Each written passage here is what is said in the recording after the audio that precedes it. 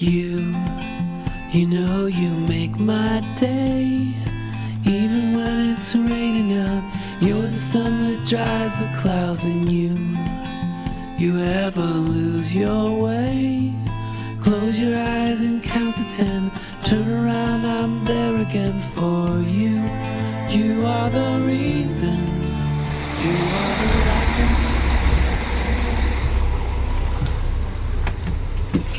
搭火车的。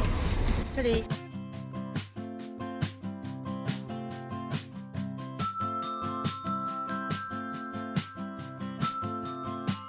中台湾的太阳热情的像是要把人融化。今天为了一睹山岚号的风采，我们一大早就搭上明日号接驳的大巴士，从台北一路南下，来到彰化火车站。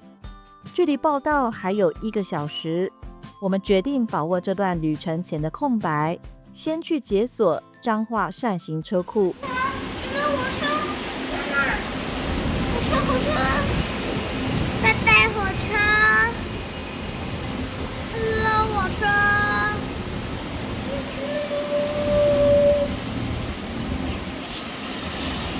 来看看，他们现在是会运作吗？这边我们刚看到的就是车库的后面，看到吗？好多火车哦。对呀，这里就是扇形车库啊，我们来的到了耶！任务成功。跟气火车。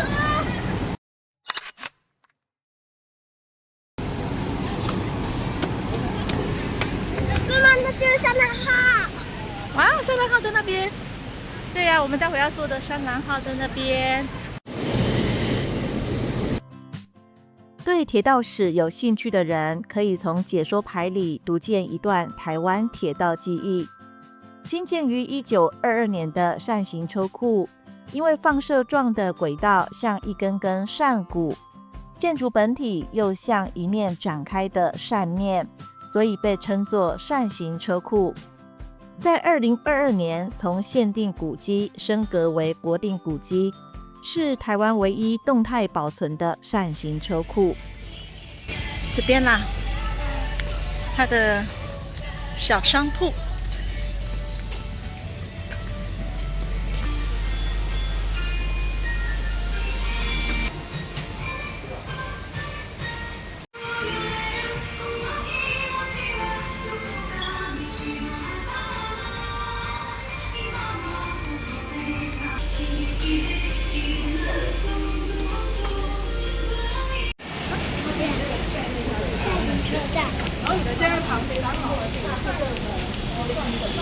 我们应该不进去吧？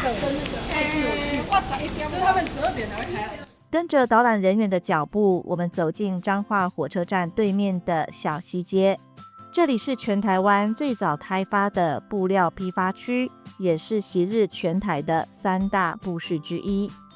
设计团队结合彰化的老地名半线，最后就以小西半线及前署作为商圈意象。你们会不会发现它其实也有那个圆窗，然后还有他们的栏杆也有做那种波浪形，它其实也是以航海船的概念下去做的，对，有点那个感觉吧，就是那种窗旋的那种圆形窗。对，它现在是那个旅馆。社区的总体营造让我感觉很用心，地上的斑马线。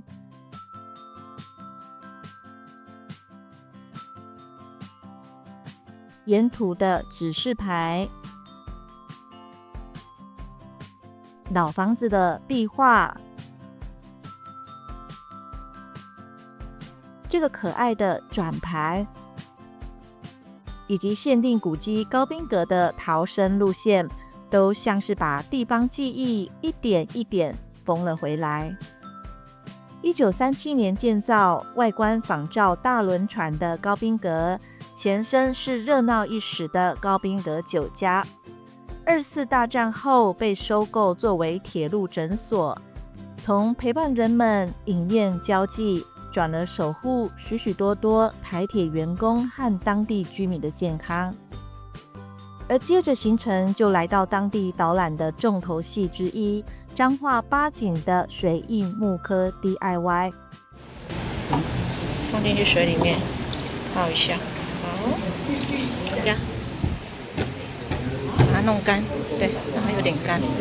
好，换我，轻轻的刷，这样子，等一下要对到边边，然后好。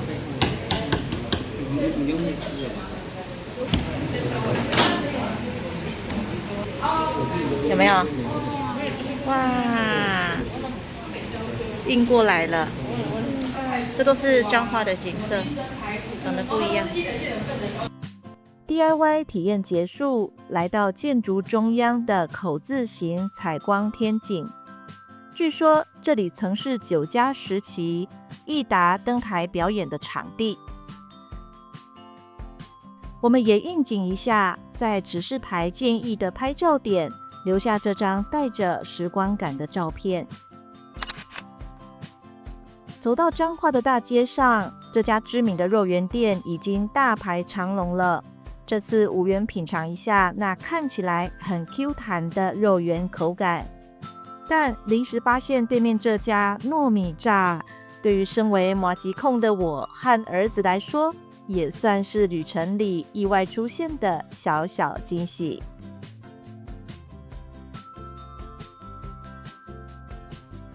山狼号的报到时间到了，赶快进月台等车，捕捉山狼号正式登场的画面。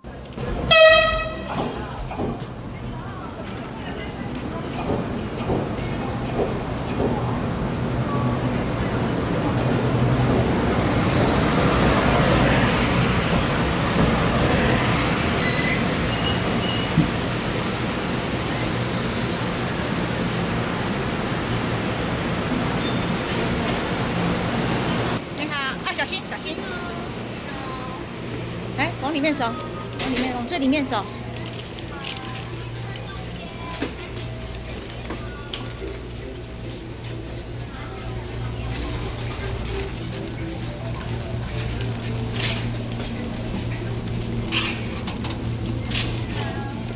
四车，往前面走哦。还有个，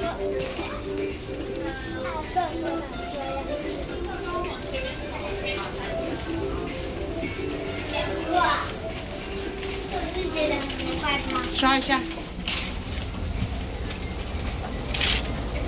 4号，找6号、7号。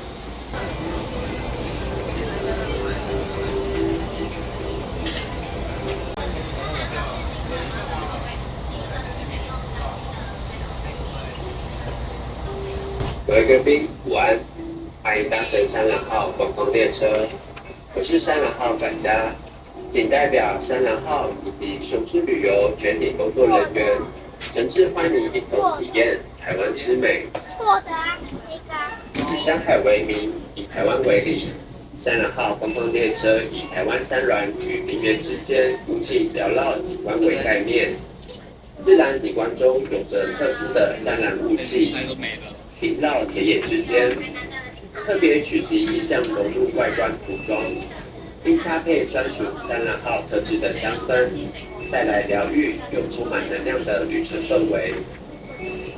此外，第1节与第4节车厢特别设有轨道景观窗，旅程中欢迎前往欣赏与拍照留念，也请旅客们互相礼让，轮流取景。一起共享这段独一无二的风景。本次列车将从彰化出发，行驶至台南火车站，沿途停靠社城车站与河水站。旅程中，我们为您准备了地方风味的餐点及饮品，希望陪伴您度过一段愉快的旅程。This is Chili Welcome to experience the beauty of Taiwan with us. Named after the mountains and the sea, and inspired by Taiwan itself.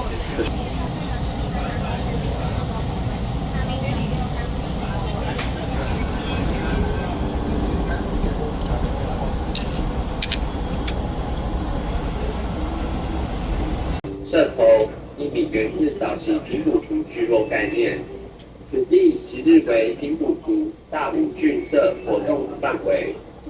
社指聚落，头代表聚落前端或起始位置，因此形成社头之名。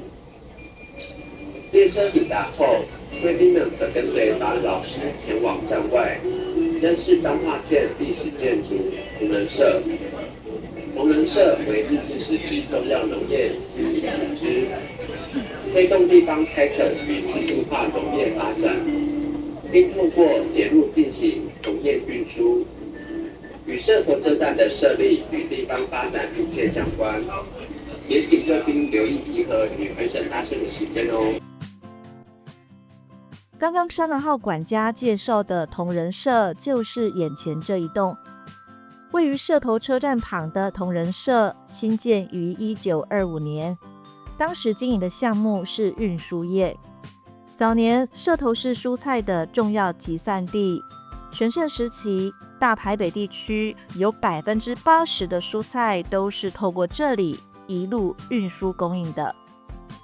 同仁社目前是台湾织袜文物馆，这里展示的2台纺织机，右边这台是1989年由国外引进的电脑4色提花织袜机，带领台湾进入电脑织袜机的时代。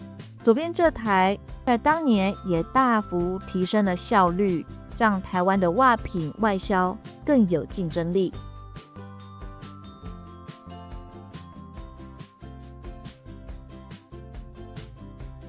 导览结束，经过厨房区，看见寻味便当已经盛装的差不多，但我们还有下一站二水车站要停留。趁着旅途中的空档，先盖一下美美的纪念章吧。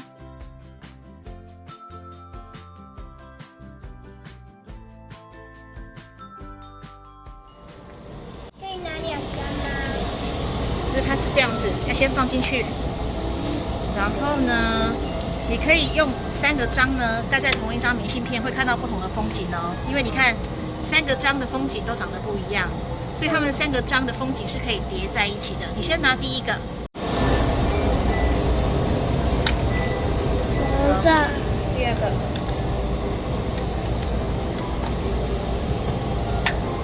第3个。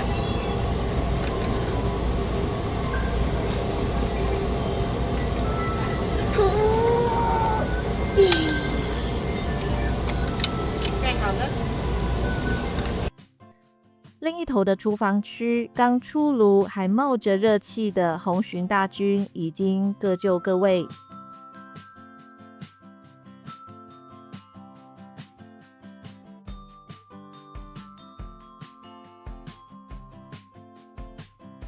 积木列车和啤酒套组之前已经在海丰号买过，最后我就买个烤布雷来尝鲜一下。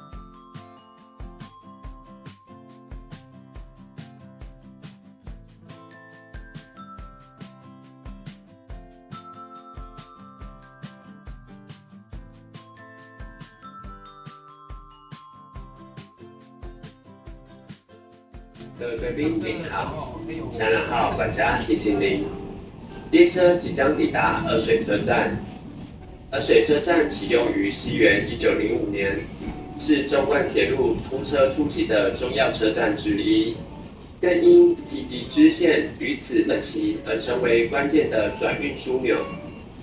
早期二水车站除了承载旅客往返，也肩负农业、林牧与物资集散的任务，在中部山线与平原之间扮演连接城乡的发展重要角色。二水地名的由来与水源密切相关，相传此地位于浊水溪与高保郡灌溉水系交汇之处，水源充沛，因此被称为二水，也反映出早期居民依水而居、以农耕为本的生活形态。列车抵达后，贵宾们可跟随山人号管家前往站外。二水车站是台湾早年少见拥有3条铁路干线交汇的地方，附近的议长宿舍则是早年的台铁员工宿舍区。最标志性的建筑特色就是采取日式2重悬山顶的屋顶形式。目前地方文史人士最大的期待就是能够顺利取得经费，让议长宿舍有机会被活化再利用。继续往前走进巷弄间，土生土长的导览人员分享起了儿时对于这条巷弄的记我们忆。读国小的时候，走到这里，在靠近这里的时候，我们就会闻到花露水的味道，还有胭脂粉、胭脂。好，那当时弄，我们家有一排阿姨啊，她会站在这里，对，她就靠在墙壁上，就会当客你来不？你要来不？你们知道那是做什么吗？风化街吗？对，就是现在的那个风化街。可现在都变成民房啦。对，那因为现在没有产业了。对，因为当我们在国小的时候，它已经是末代，那些阿姨没有办法转业，所以我们看到她的时候是已经60、70岁了。1个世纪前，二水在地方文人的积极推动下，曾是享誉日本的香蕉外销重镇。由于这里临近香蕉市场，也间接支撑了风月产业的存在。房子的这种小门就是为了掩人耳目。至于这个类似天桥的设计，你猜出来了吗？导览人员说，这也是为了方便客人在碰上警察或眷属登门找人的时候，可以从另一头悄悄离开。走到巷子的尾端，回望刚刚走过的来时路，一个个斑驳的窗棂，犹如过往那些凋零的繁华。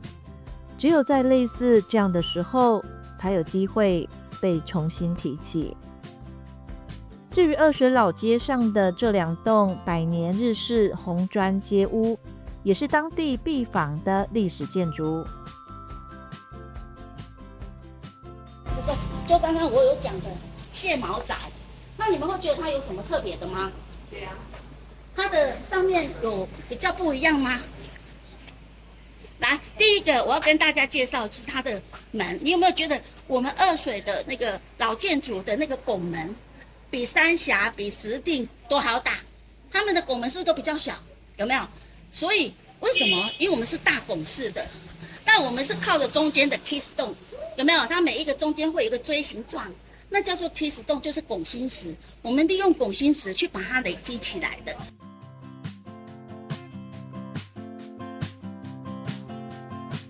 位于蟹毛宅斜对面的这栋张老英宅，建筑结构与它相当类似。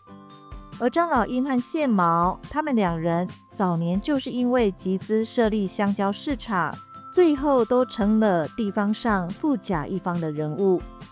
这栋取名为英源医院的正顶宅，也见证了早年地方医疗的重要突破。在那个时期，你会看到，就我们把它称为现在的公卫的活教材，有没有？它已经快是一个化石的感觉了。在现在，你看它当时，我们应该是你们最有印象的应该是哪一项？验孕，寄生虫，对不对？有没有？在应该是说在日治时期的时候，或是那个你们以前的人是用火柴盒，有没有？完了会火柴盒装粪便去做检测，后来才会有塑胶的圆盒，后来才改变为现在是一个一支棒子。所以你想想看哦，在那个时期。它就有什么心电图，有什么抗药性实验，有什么细菌培养，所以它的机能是够的哦。大约过了1个小时，一行人又回到二水车站前面。我不知道其他人的感受如何，但这时的我心里仿佛被刚刚听见的故事慢慢垫厚了。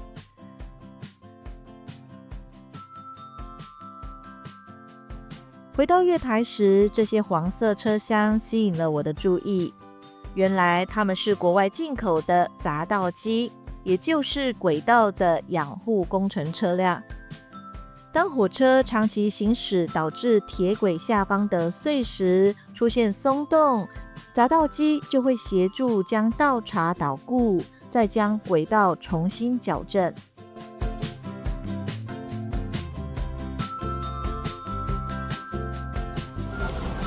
那餐点内容可以先参考菜单，稍后也会广播再介绍。那菜单跟这整组餐具这2样可以带回家做纪念哦，谢谢。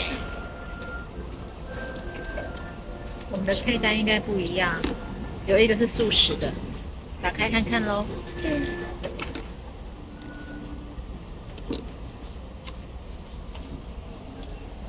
那我们的主菜是红鲟米糕，所以有准备手套比较方便享用。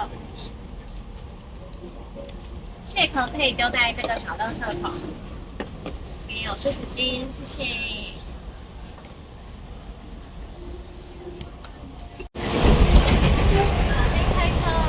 我都有螃蟹，那你的呢？打开吧。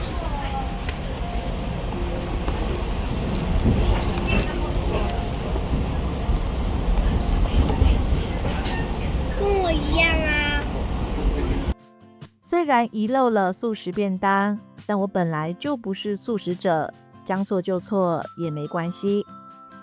吃完饭，坐在落地窗前，感觉和窗外的景色几乎零距离。还有这个在驾驶室旁的角落设计，也让我忍不住拍了又拍。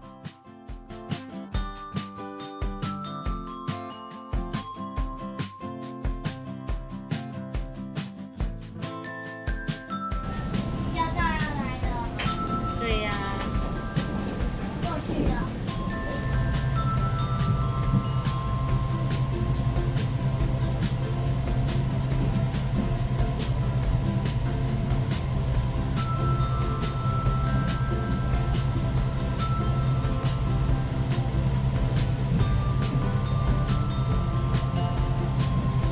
傍晚6点，窗外的夕阳渐渐西下，转眼间，终点站台南也即将抵达。